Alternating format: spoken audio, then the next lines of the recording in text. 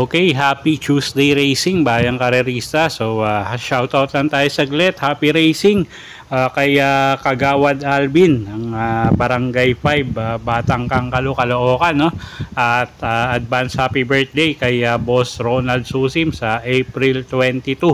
So yun nga, no, Tuesday racing tayo. Medyo naiba nga yung schedule natin dahil nga Holy Week, no? So schedule natin for the week is Tuesday, Wednesday, and Saturday, Sunday racing tayo.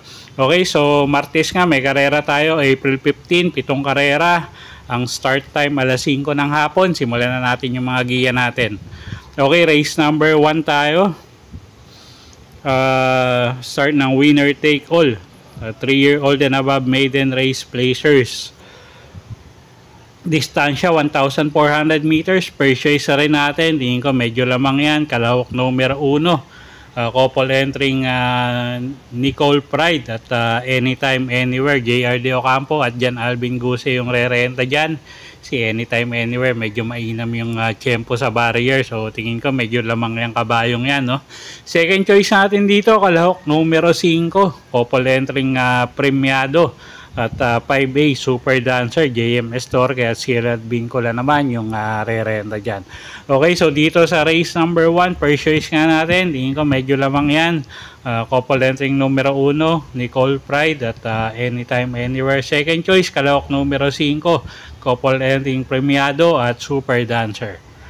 Okay, race number 2 tayo, class 5, 11 to 15 bracket, distansya 1,200 meters, start ng peak 6. Okay, ang daing matulin dito sa karerang to, no? So breaks of the game to, pagandahan ng larga to. First choice natin dito, kalahok numero 3 Alindog, Kelvin Abobo yung re-renta dyan. At tinuturuan ng sumunod lately to, no? So tingin ko medyo dahil flexible si Kabayo, tingin ko mas pabor sa kanya. Second choice natin, kalahok numero 1 Galloping Ghost. Pati Dilemma naman yung re-renta dyan, baka makakakuha ng balya yan. At tingin ko may panalo rin, no? Dahil nga puro de bandera sila. Okay, so sa race number 2, first choice nga numero 3 Alindog, second choice numero 1 Galloping Ghost. Okay, race 3 tayo. Start ng peak 5, 3-year-old and above maiden race non-placers, distansya 1,400 meters. Okay, first choice natin dito, tingin ko medyo lamang din, kalawak numero 1 Figure It Out, Jeff Bakayka yung re-renta dyan. Pwedeng single, no? Kung medyo matatag yung loob nyo, at tingin ko nga medyo lamang yan, at mas mabibigat yung nalalabanan niya dati. Second choice natin, pwede magbigay ng laban dun sa numero 3, ay yung numero 1 ay yung numero 3 na si Lake Apo. JL Lazaro naman yung re-renta dyan. Okay, so sa race number 3, first choice natin, tingin ko medyo lamang yan, numero 1 Figure It Out. At second choice natin, kalahok numero 3 Lake Apo. Okay, race 4 tayo. Class 5, 5 placers, start ng peak 4, distansya 1,200 meters. Okay, anybody's race to, class 5-5. Pagandahan ng gising, first choice natin dito. Kalahok numero 2 na rin, na si Heritage, JC De La Cruz yung re-renta dyan. At tingin ko malaki panalo, no? Masyado nang mag-aangin yung laban niya. Second choice natin, kalahok numero 1 Tenteng Enteng, GL Shego Jr. naman yung sasakay dyan. Tingin ko may panalo rin yan. Okay, so sa race number 4, first choice nga natin, kalahok numero 2 Heritage. At second choice natin, kalahok numero 1 Tenteng Enteng. Okay, next race tayo, race number 5. Race 5 natin, class 5, 6 to 10 bracket, distansya 1,200 meters. First choice natin dito, kalahok numero 1 Primero Soldado, Ryan Base yung re-renta dyan. At At medyo mainam yung mga huling ipinapakita nito, no, ng mga huling takbo niya. So first choice natin yan.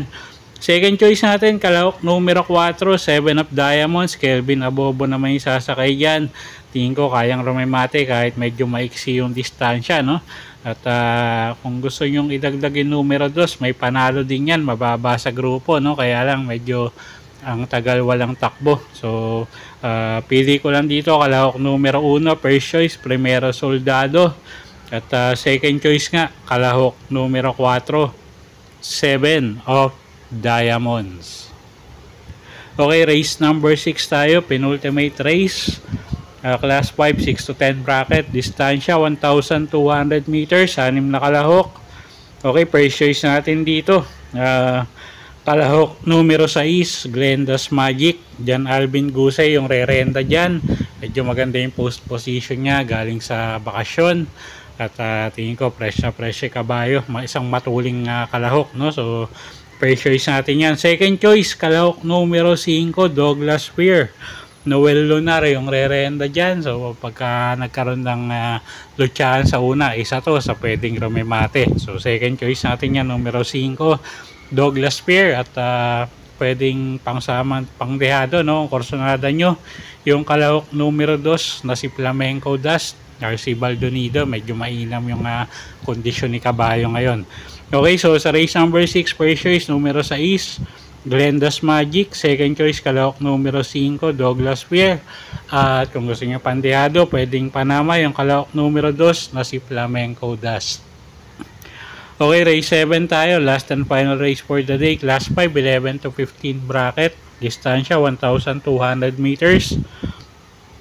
Okay, first choice natin dito kalahok numero 5, Stand in Faith. JR De Ocampo yung sasakay dyan. Medyo mababa na sa grupo yung kabayong yan. At tingin ko magandang pagkakataon na para manalo, no? So first choice natin yan, numero 5, Stand in Faith. Second choice, kalahok numero 7, Step Bell. Dyan Alvin Gusay yung sasakay dyan. Although yung timbang niya pababaeng grupo, pero tingin ko pag nilabas ng connection yan, malaki rin ang panalo niya, no? At maganda rin yung post position niya. Third choice natin dito, kalahok numero 2, Noir. Pati Dilema naman yung sasakay dyan. Okay, so sa race 7, first choice nga numero 5, Stand in Faith. Second choice, kalahok numero 7, Step Bell. At third choice, kalahok numero 2, Noir. Okay, so yun po yung mga giya natin para sa araw ng Martes. At sana po makatulong sa pagpili niya ng mga tatayaang kabayo. Inulit ko po, kayo pa rin po masusunod kung saan nyo itataya yung pinagpaguran yung pera. Good luck po at happy Tuesday racing, bayang karerista. At araw po ng sweldo at medyo hinay-hinay tayo sa pagtaya, no? So happy racing ulit at good luck.